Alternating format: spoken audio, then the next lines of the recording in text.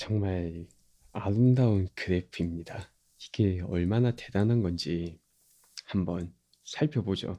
이게 상식을 파괴하는 게 맞아요. 그래서 원래 테슬라 비판하던 사람들이 저는 이해가 됩니다. 이게 말이 안 되는 다시 이렇게 돌이켜 보니 정말 너무나도 말이 안 되는 성장률이라 여기 보면 이걸 킹크라고 하죠. 이렇게 한번 꺾이는 게 나오는데 이 두 구간을 한번 나눠서 보죠.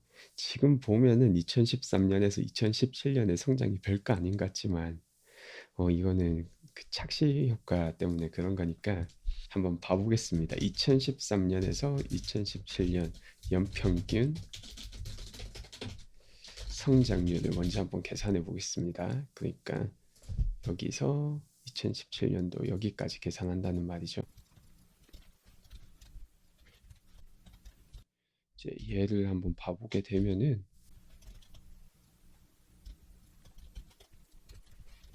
연평균 성장률이 이때만 해도 벌써 46.37%이죠. 그럼 이번에는 2017년도에서 2020년도의 연평균 성장률, 그러니 이 구간을 말하는 겁니다.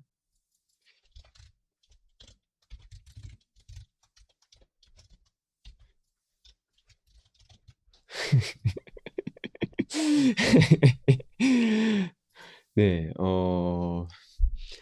와, 씨. 이 말이 안 나오는 거죠. 연평균 일단 이만큼 더 만들었으니까 판다는 거죠. 만드는 대로 더 팔렸으니. 과거에는 46.37%씩 성장하였고요. 2017년까지. 2017년도부터는 69.26%씩 성장하고 있습니다. 저는 사실 이렇게 나눠서 보는 게 훨씬 더 의미가 있다고 보는데 그래도 한번 전체 평균 또 봐보죠. 이 전체 평균은 미래를 훨씬 더 대변하지 못한다고 봅니다. 왜냐면은 앞으로는 이 성장률이 올라갈 가능성마저 존재하기 때문입니다. 네, 이게 정말 말하면서도 말이 되나 싶은데 그런 말도 안 되는 일을 해내고 있는 게 테슬라입니다. 정말 놀랍습니다. 놀라워.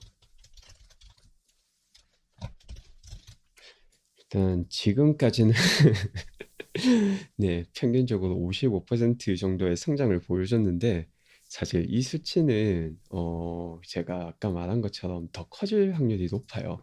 왜냐면은 지금 올해만 공장 두 곳이 완공이 되죠. 그게 무슨 의미냐면은 물론 완공이 아마 올해 하반기에 될 것 같은데 제가 봤을 때는 이 성장성이 유지가 되거나 아니면은 그 완공 시기와 그 완공된 다음에 성장률에 따라서 여기서 다시 한 번 더 이런 킹크가 일어나서 더 올라갈 확률이 있습니다. 정말 네, 말하면서도 저도 좀 소름이 돋네요. 이럴 수가 있나.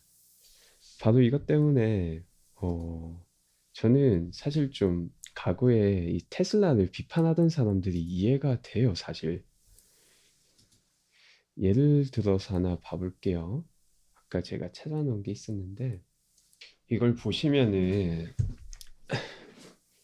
이제 2014년도죠. 그러니까 당시만 해도 여기 앞자락 처음으로 이제 막 50%에 가까운 그런 딜리버리 인도량을 보여줄 때 나온 비판입니다. 사실 이분이 이제 뭐 아주 강하게 비판을 했죠. 2020년도에 50만 대 차량을 판다는 거는 무슨 뭐 말도 안 되는 헛소리냐 이런 식으로 비판을 했습니다.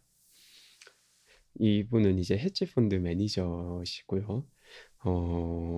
이게 논리적 생각이다라고 말을 했는데 솔직히 논리적으로 이게 맞는 말이에요. 아니 누가 당시 2014년도에 2020년도에 이런 그래프가 나온다는 게 말이 안 되죠. 네, 정말 말이 안 되죠. 그래서 이 사람들이 뭐 셀사이드에서 하는 헛소리다라고 말을 하고 56%의 이제 연평균 성장률을 보여주는 수치다라고 했는데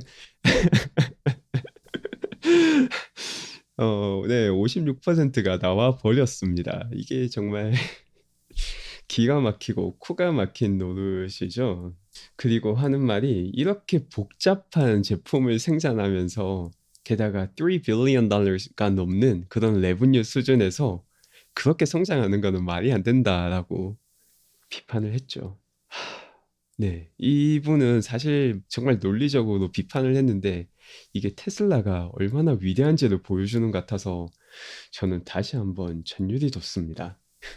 여러분, 게다가 더 중요한 거는 이게 56% 성장이 끝이 아니라 오히려 여기서 뛰었는데 그것도 70% 가까이 뛰었는데 앞으로는 빠르면 올해, 늦어도 내년에는 이 70%를 유지하거나 이 성장성이 70%라는 겁니다. 이것보다 더 커진다라는 거예요.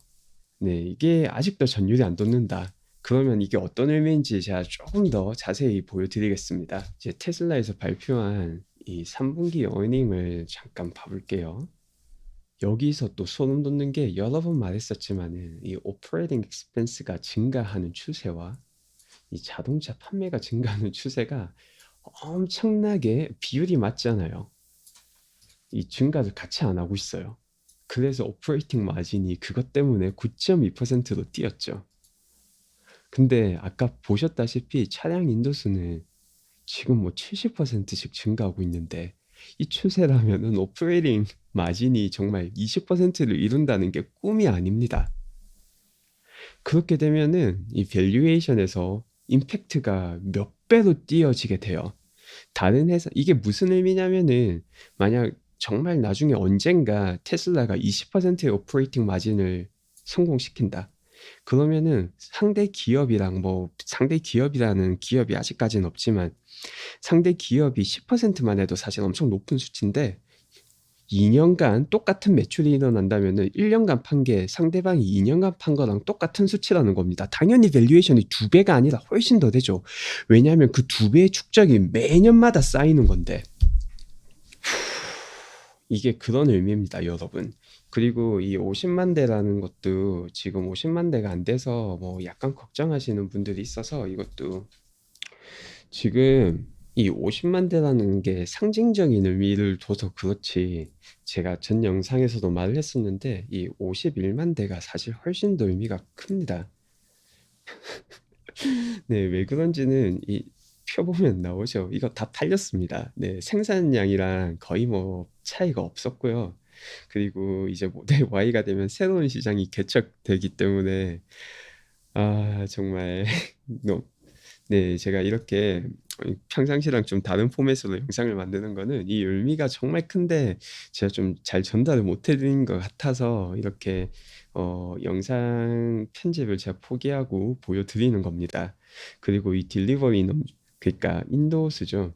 이거 같은 경우는 2번을 발표합니다. 지금처럼 초기에 발표하는 게 하나 있고요. 나중에 4분기 지표가 발표될 때 이제 공식적으로 이만큼 인도가 되었다라고 나오는 게 있습니다. 그 차이는 뭐냐면은 지금 발표하는 수치 같은 경우에는 여기 보면은 나오죠. Our delivery count should be viewed as slightly conservative. 그러니까 이게 보수적으로 봐야 된다는 거죠. 왜 그러냐면은 이게 서류가 제대로 끝난 사람들까지만 이제 딱 이 발표 시점을 기한으로 이 서류가 제대로 끝난 사람들까지만 포함한 거고 이제 final number could be vary by up to 0.5% or more. 그러니까 0.5% 이상 최종 숫자가 바뀔 수 있다는 거죠. 왜냐면은 4분기 실적 발표할 때까지는 서류가 끝나는 사람들이 훨씬 더 많아지기 때문에. 근데 또 마지막 보면은 4분기 끝에 프로모션이 있었습니다. 이 슈퍼차저 관련 이용해서 무료로 제공해주는 프로모션 때문에 그걸 고려하면은 이거는 50만 대가 넘었죠. 근데 정말 중요한 거는 이 상징성 때문에 50만 대를 많이 두는 거지. 이 수치만 해도 사실 50만 대랑 크게 다르지가 않죠. 네, 이건 중요한 건 51만 대입니다. 51만 대. 생산성에서 51만 대다. 생산성이 얼마나 늘었냐. 이게 상하이에서 오는 거, 오는, 네, 상하이에서의 늘어난 생산성과 기존 공장에서의 생산성이 잘 늘어나고 있다. 그 다음에 새로운 공장이 추가되면은 말도 안 되는 말도 안 되는 생산성 증가가 따라올 것이다. 그 정도를 봐주시면 됩니다. 네, 사실 영상이 이게 좀 워낙 중요한 정보를 빨리 만들려다 보니까 이렇게 약간은 정리가 안 된 영상인데, 여러분들께 드리고 싶은 말씀은 이게 결코 실망 매물이 나올 수도 있습니다. 기대치가 높아져서. 네.